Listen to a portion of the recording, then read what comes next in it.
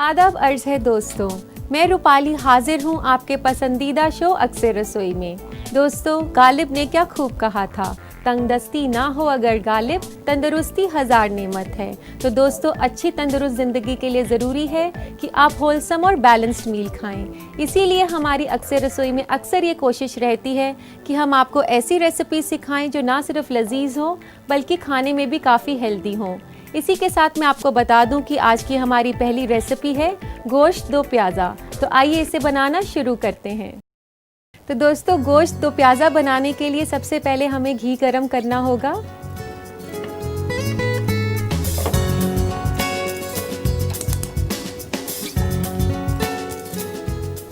यहाँ मैं डाल रही हूँ 1 से 2 बड़े चम्मच घी के। ये देसी घी लिया है मैंने।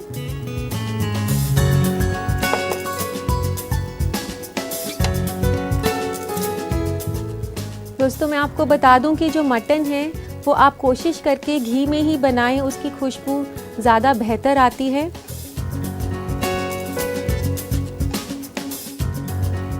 दोस्तों, घी गरम हो चुका है। हमने इसमें डालना है छोटी इलायची और साबुत लाल मिर्च। 1 से 2 छोटी इलायची मैं इसमें डाल रही हूँ।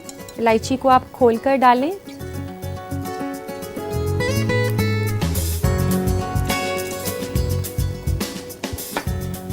इसी के साथ लेंगे हम साबुत लाल मिर्च, 2 से 3। इसको आप ऐसे खोलकर डालें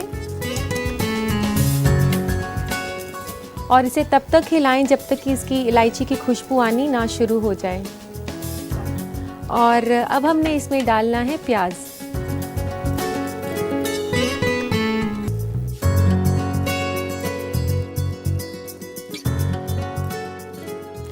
दोस्तों, यहाँ पर मैंने तकरीबन 4 बड़े प्याज लिए थे और उनको मैंने कद्दूकस किया हुआ है। या आप उसका मिक्सी में पेस्ट भी बना सकते हैं, जैसा आपको कन्वीनियंट लगे उसके हिसाब से आप इसको प्याज को कर सकते हैं। तो दोस्तों, ये प्याज को हमने तब तक कुक करना है जब तक कि ये हल्का सा ब्राउन नहीं हो जाए। दोस्तों, मैं आपको बता दूं कि ये जो मुगलई रेसिपी है ये काफ़ी पॉपुलर है और ख़ास तौर पर नॉर्थ इंडिया के रेस्टोरेंट में ये आपको आसानी से देखने को मिल जाएगी। दोस्तों, इसे गोश्त दो प्याज़ा इसलिए कहा जाता है क्योंकि इसमें प्याज 2 दफ़ा डाला जाता है और नॉर्मली जितना प्याज एक रेसिपी में यूज़ किया जाता है उससे दुगनी मिकदार में इस रेसिपी में प्याज यूज़ किया जाता है। तो दोस्तों, प्याज को भुनने में काफ़ी वक्त लगता है, तकरीबन इसमें 10 मिनट लग जाएंगे। तो दोस्तों, आप देख सकते हैं कि ये प्याज जो है काफ़ी ब्राउन हो गया है और आप ध्यान रखें कि प्याज ब्राउन हो जाना चाहिए। अगर आपका प्याज अच्छे से ब्राउन नहीं होता तो मटन का कलर भी जो है वो अच्छा नहीं आएगा। तो दोस्तों, अब हमने इसमें डालने हैं सारे सूखे मसाले। सबसे पहले मैं डाल रही हूँ देगी मिर्च, आधा चम्मच देगी मिर्च, 1 चम्मच सौंठ पाउडर जो कि अदरक का पाउडर होता है। इस डिश में काफ़ी इम्पॉर्टेंट है जो ये सौंठ पाउडर मैंने डाला है। 1 छोटा चम्मच धनिया पाउडर और 1 छोटा चम्मच लाल मिर्च का पेस्ट। इसी के साथ सूखे मसाले डालने के साथ साथ आप डालेंगे थोड़ा सा पानी।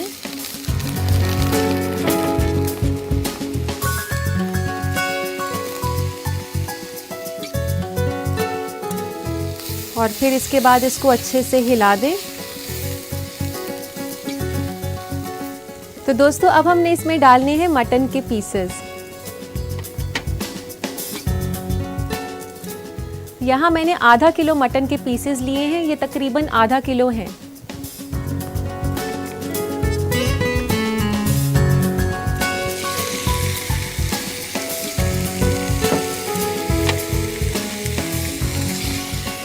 ये जो मटन के पीसेस हैं ये मैंने लेग पीस यानी कि रान पीसेस लिए हैं और इसको अब आपने अच्छे से भुनना है।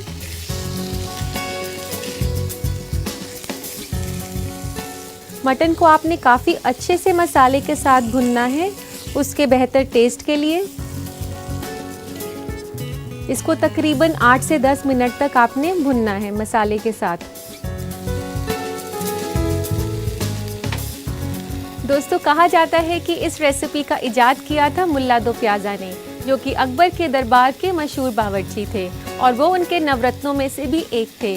उनकी खासियत ये थी कि वे ऐसी डिशेस बनाते थे जिसमें 2 प्याज इस्तेमाल किए गए हों। तो दोस्तों, आप देख सकते हैं कि मटन काफ़ी अच्छे से मिक्स हो गया है मसालों के साथ और अब हमने इसमें डालना है दही। दही डालने से पहले थोड़ा सा फेंट लें। दोस्तों, मैं आपको बता दूं कि इस रेसिपी में टमाटर का इस्तेमाल नहीं किया जाएगा। इसमें जो खट्टापन है वो दही से आएगा।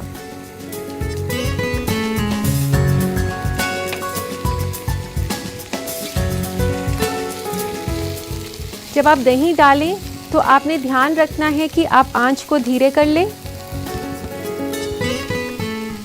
और धीरे धीरे करके इसमें दही डालें। और इसमें तकरीबन मैं 1 से 1.5 कप दही डाल रही हूँ।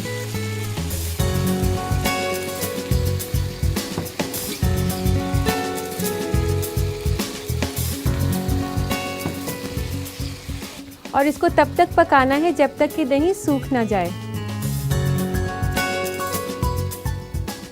दोस्तों, दही आप जब भी किसी रेसिपी में डालें तो ध्यान रखें कि आप धीमी आंच करके ही डालें।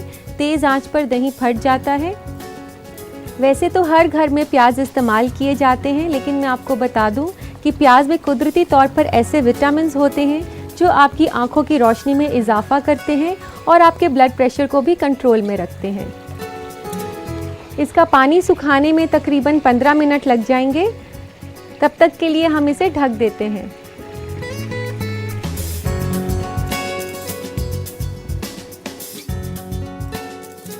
15 से 20 मिनट हो चुके हैं। आइए इसे चेक करते हैं।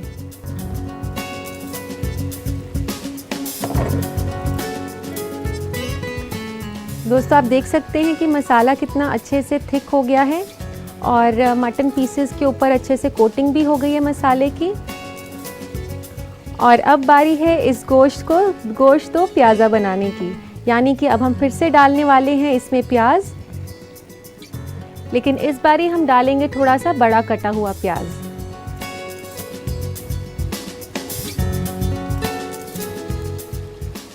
यहाँ तकरीबन 2 से 3 प्याज मैंने लिए हैं, उनको काफ़ी बड़े टुकड़ों में काटा है।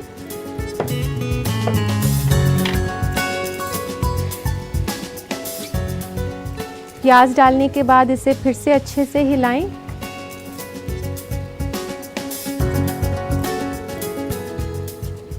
और अब इसमें डालना है खूब सारा धनिया, 1 से 2 बड़े चम्मच धनिया पत्ता के। इसमें इससे काफ़ी अच्छी खुशबू आएगी और ये किसको टेस्ट भी देगा।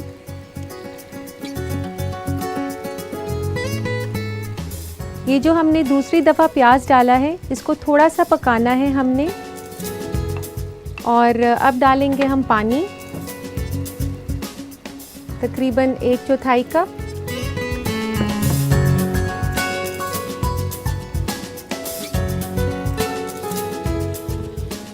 और अब वापस से इसको 10 मिनट के लिए ढक देना है।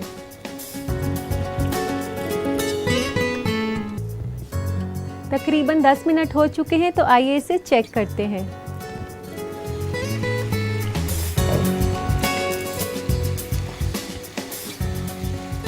तो जो हमने प्याज दूसरी दफ़ा डाले थे वह भी पक चुके हैं, लेकिन आप ध्यान रखें कि इसे ज़्यादा नहीं पकाना, ये थोड़े से क्रंची लगने चाहिए। और इस दौरान मटन भी जो है वो पक चुका है, लेकिन किसी वजह से अगर आपको ऐसा लगता है कि मटन नहीं पका है या आप थोड़ी जल्दी में हैं, तो आप इसे प्रेशर कुक भी कर सकते हैं। और अब ये पक चुका है, इसे बंद कर देते हैं। तो अब इसे सर्व करते हैं।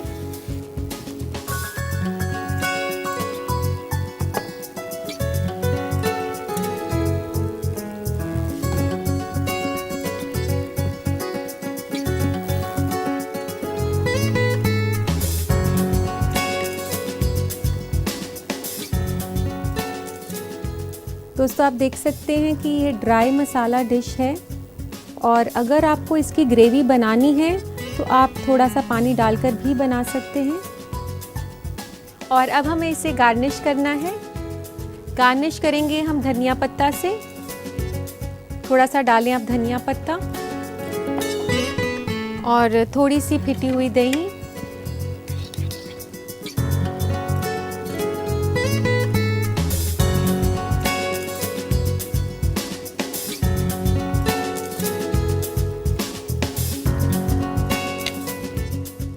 तो लीजिए जनाब, तैयार है लजीज गोश्त दो प्याज़ा।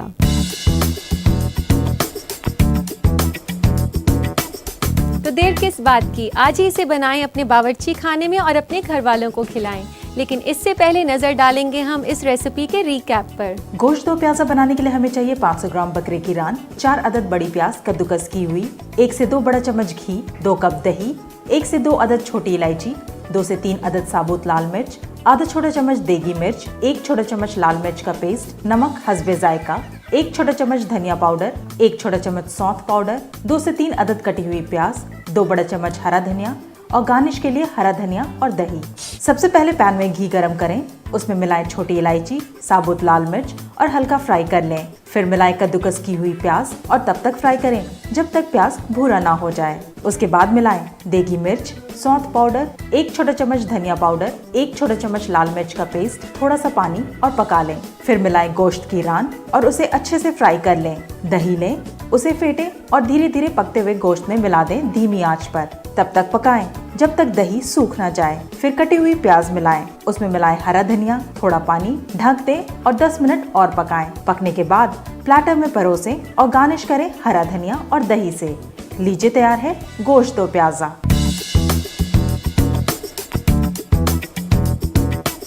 उम्मीद है दोस्तों आपने इस रेसिपी को अच्छे से नोट कर लिया होगा। इसी के साथ वक्त हो गया एक छोटे से ब्रेक का। ब्रेक के बाद अभी बहुत कुछ बाकी है, कहीं मत जाइएगा, देखते रहिए अक्सर रसोई। तो खाने पीने से मुतालिक क्या ट्रेंड्स चल रहे हैं ये हम आपको दिखाते हैं अपने फूड ट्रेंड्स के सेगमेंट में, तो जरा गौर फरमाएं। आज फूड ट्रेंड में हम आपको ऐसे सेहतमंद खानों से रूबरू कराएंगे जो कि आपकी आंखों की नजर को बढ़ाने में मदद करेगा। सैल्मन जो एक तरह की मछली होती है, इसे आप अपने डाइट में शामिल करें। इसमें omega 3 fatty acid, vitamin A और विटामिन डी बहुत ज्यादा मिकदार में होता है जो कि नजर को तेज करता है। इसलिए आप चाहें तो सैल्मन को कम से कम 2 से 3 बार हफ्ते में अपनी डाइट में जरूर शामिल करें। आप आंखों की नजर को बढ़ाने के लिए उबले हुए अंडे को अपने डाइट में ले सकते हैं। अंडे की जर्दी यानी कि योक में बहुत से ऐसे जरूरी न्यूट्रिएंट्स होते हैं जो आपको हेल्दी बनाएगा। इसके अलावा इसमें लुटेन, विटामिन बी और जिंक होता है जो कि आंखों को तंदुरुस्त बनाने के लिए बुनियादी जरूरत है। डार्क चॉकलेट खाने से भी आंखों की नजर में इजाफा होता है क्योंकि डार्क चॉकलेट में फ्लेवोनॉइड्स मौजूद होता है जो कि आंखों के ब्लड वेसल को महफूज रखता है। लेकिन ये खास ध्यान रखें कि डार्क चॉकलेट बिल्कुल खालिस होना चाहिए, तभी इसका नतीजा अच्छा मिलेगा। लहसुन अपने डाइट में ज्यादा से ज्यादा शामिल करें क्योंकि आंखों की नजर को बढ़ाने में लहसुन बहुत ही अहम किरदार निभाता है। इसमें सल्फर होता है जो आंखों के लेंस को मजबूत और लचीला बनाता है और लहसुन जायका बढ़ाने के साथ साथ आपको तंदुरुस्त भी रखता है। तो दोस्तों ये तो था फूड ट्रेंड्स। अब वक्त हो गया है कि आपके खतों को शामिल किया जाए, तो लेते हैं आज का पहला खत। पहला खत है ममता का झारखंड से। वो पूछती हैं कि जब भी वह रोटी बनाती हैं तो थोड़ी देर में रबर की तरह या सख्त हो जाती हैं, कोई तरीका बताएं नरम रोटियां बनाने का। ममता, जब भी रोटी बनाएं तो ये ज़रूर याद रखें कि आटा अच्छे से गूंथा होना चाहिए। अच्छे से आटा आपका गूंथा हुआ होगा तो रोटियां काफ़ी नरम बनेंगी। इसी के साथ साथ मैं आपको और टिप्स भी बताना चाहूँगी, जैसे कि जब भी आप रोटी के लिए आटा गूनें तो उसमें थोड़ा सा नमक डाल सकती हैं और उसके लिए थोड़ा गर्म पानी इस्तेमाल कर सकती हैं। और इसके साथ साथ आप जब भी आटा गूनें तो कोशिश कर सकती हैं आप बटर मिल्क या आप पनीर का पानी भी यूज़ कर सकती हैं। दूसरा खत है नादिया का बंगाल से, जो जानना चाहती हैं कि कटहल काटते वक्त उन्हें ये परेशानी होती है कि हाथ चिपचिपा हो जाता है, कोई उपाय बताएं। नादिया, आप जब भी कटहल काटें तो आप ये ध्यान रखें आप जो भी चाकू इस्तेमाल कर रही हैं कटहल काटने के लिए उस पर अच्छे से तेल लगा दें। इसके साथ साथ आप अपने हाथों पर भी अच्छे से तेल लगा सकती हैं। ऐसा करने से कटहल से आपका हाथ चिपचिपा नहीं होगा। उम्मीद करती हूँ ये टिप आपके ज़रूर काम आएगा। तो दोस्तों ये थे आपके खत। इसी के साथ वक्त हो चला है एक छोटे से ब्रेक का, लेकिन कहीं मत जाइएगा, एक और रेसिपी बनाना बाकी है। देखते रहिए अक्सर रसोई। के बाद आप सभी दोस्तों का खैर मकदम है। आप देख रहे हैं अपना पसंदीदा प्रोग्राम अक्सर रसोई और मैं हूं आपकी दोस्त रूपाली। मैं आपको सिखाने वाली हूं बेहद ही रिफ्रेशिंग ड्रिंक जिंजर लेमनेड।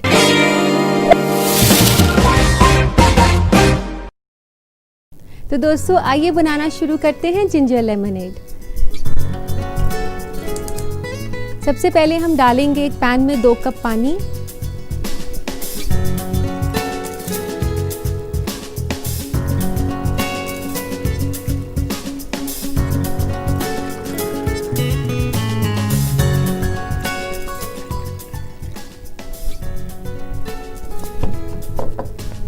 और इसमें डालेंगे हम आधा कप चीनी। इसी के साथ डालेंगे हम अदरक। यहाँ मैं डाल रही हूँ 2 छोटे चम्मच अदरक के। अदरक को मैंने थोड़ा सा घिसा हुआ है।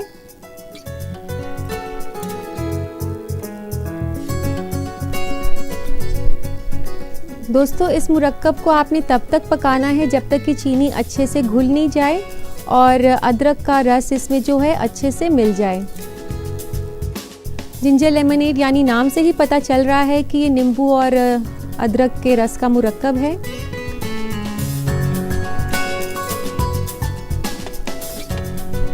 इसको तकरीबन 5 मिनट लगेंगे। तो इसी बीच नाज़रीन मैं आपको बता देती हूँ अदरक के फ़ायदे क्या हैं। अदरक का खाने में इस्तेमाल करने से ये आपको दिल की बीमारी से महफूज रखता है और अदरक का कॉम्बिनेशन अगर लेमन के साथ किया जाए तो सोने पे सुहागा है। तो दोस्तों आप देख सकते हैं कि चीनी अच्छे से घुल गई है और अब हम गैस बंद कर देते हैं और अब इस मिक्सचर को छानकर हमने ठंडा करना है।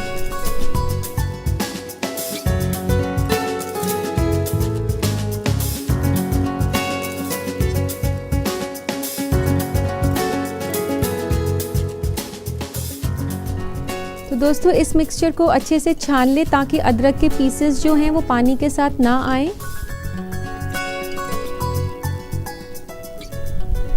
और अब इस मिक्सचर को रखेंगे हम थोड़ी देर ठंडा करने के लिए।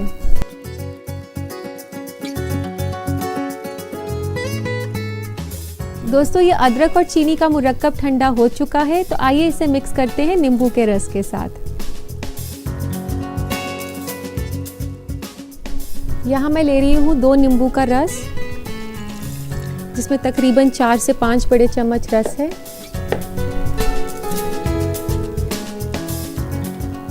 और इसमें डालूंगी मैं आइस।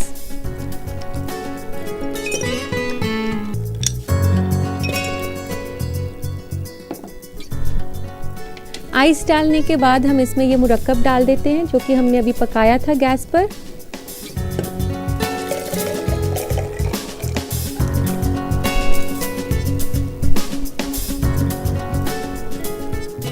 और अब इसे अच्छे से मिक्स कर लें। नींबू जिस्म से निकलने वाले पसीने की शक्ल में पानी को जल्द ही पूरा करता है और इसमें काफ़ी विटामिन सी होता है जो आपके लिए काफ़ी मुफीद है। तो अब हमने इसको सर्व करना है जिंजर लेमनेड को।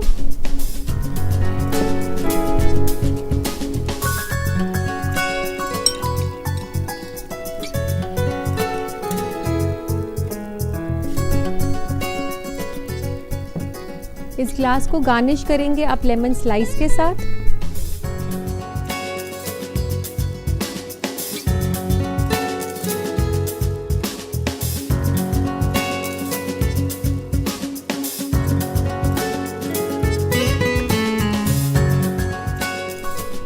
अब इसे लगा दें आप ग्लास के रिम पर और इसके साथ गार्निश के लिए आप यूज़ कर सकती हैं पुदीने की पत्ती।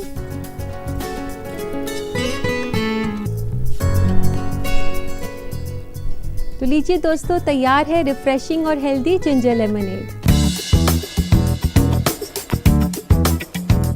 आप इस रिफ्रेशिंग ड्रिंक को ज़रूर ट्राई करें, लेकिन इसके लिए ज़रूरी है कि आप पहले इस रेसिपी का रिकैप देखें। जिंजर लेमनेड बनाने के लिए हमें चाहिए 2 छोटे चम्मच अदरक, आधा कप चीनी, 2 कप पानी, 2 अदद नींबू का रस, 3 कप ठंडा पानी, बर्फ और नींबू के स्लाइसेस और पुदीना के पत्ते गार्निश के लिए। सबसे पहले पानी गर्म करें, उसमें चीनी और अदरक मिला लें। इस सिरप को छान लें और ठंडा होने के लिए अलग रख दें। एक जग लें, उसमें डालें नींबू का रस, बर्फ और तैयार किया हुआ सिरप। सर्व करें एक ग्लास में और गार्निश करें नींबू के स्लाइस और पुदीना के पत्ते से। लीजिए तैयार है जिंजर लेमनेड। उम्मीद करती हूँ दोस्तों आपने इसे बनाने का तरीका अच्छे से नोट कर लिया होगा। आज के लिए बस इतना ही। आपसे फिर मुलाकात होगी एक नए एपिसोड में कुछ और नई रेसिपीज के साथ। लेकिन तब तक आप मेरी बताई गई रेसिपीज को ज़रूर ट्राई करें और अपने डाइनिंग एक्सपीरियंस को लाजवाब बनाएं। फिर मुलाकात होगी। अल्लाह हाफिज़।